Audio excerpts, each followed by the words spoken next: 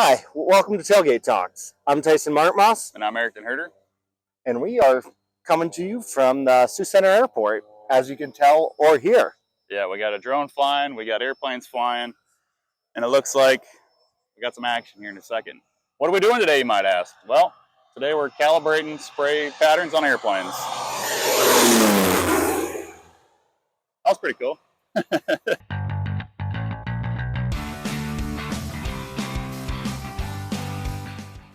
Planes like ground rig, accuracy is important.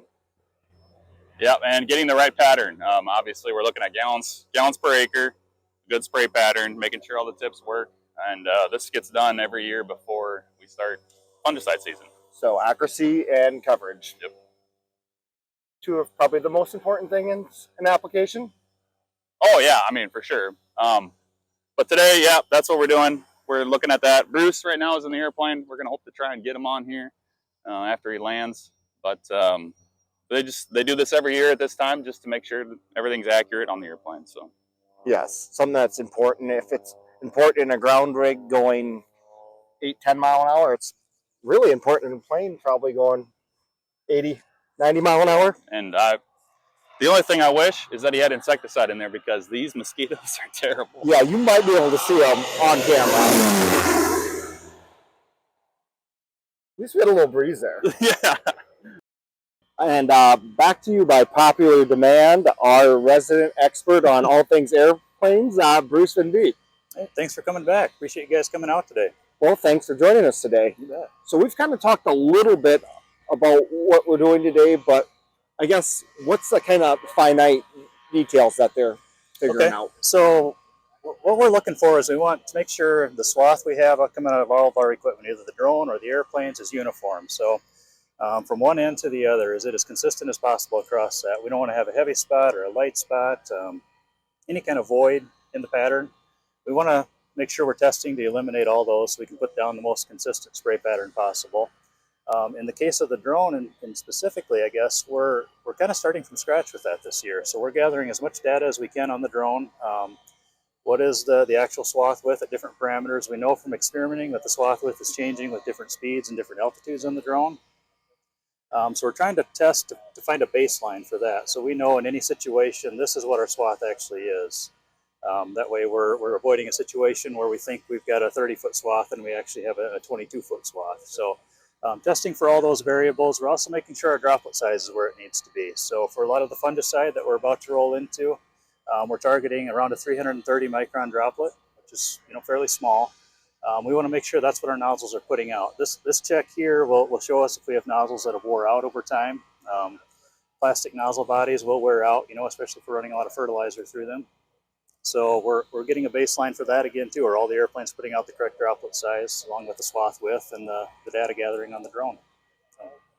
So I take it the string is doing the width, and then is it litmus paper or what's doing the droplet size? Dye-sensitive paper, litmus paper is what we're spraying. You notice on each of these sets here, we're doing 2 passes over the string and then a 3rd pass over the die cards. So the die cards will go in an optical scanner and we'll get our droplet size from that. And then the 2 passes over the string, I guess, are probably filling in the middle. Correct. Yep. So when you're in the field and you're doing your 2 different passes, it's figuring on everything in the middle. Right. We want to make sure we've got the right amount of overlap because that airplane pattern doesn't end at the end of the boom. It kind of feathers out. So we've got to make sure we've got the correct amount of overlap where we're not accumulating more than 100% where the 2 passes join or less than 100% of the product there. Okay. So it's very interesting stuff. Yeah. It's kind of informative. It's once a year we go out here and do this and make sure everything is set up right. So after this, once you get all the data back, what are obviously maybe change some nozzles if need to be, but what are the next steps for you? Yeah, so these guys here will be done gathering data for this round here in a little bit. They'll go back to our office and do the analytical part of it. And we'll look at that and we'll get a printout of each airplane and the drone itself.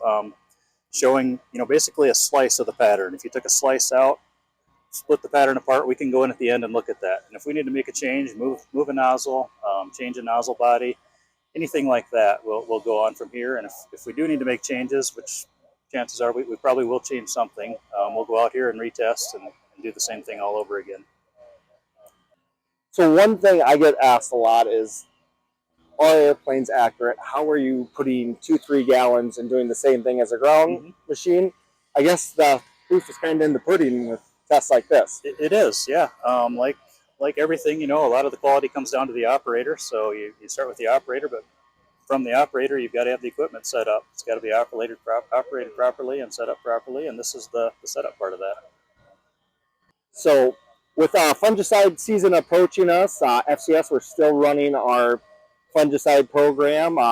0% interest until Jan 15th, and with interest rates where they are, that's a pretty big deal. So if you got any questions about fungicide aerial application, reach out to your local FCS agronomist. Bruce, thank you for joining us today. Thanks for coming out. Appreciate it. Thank you guys for joining us. Have a good one.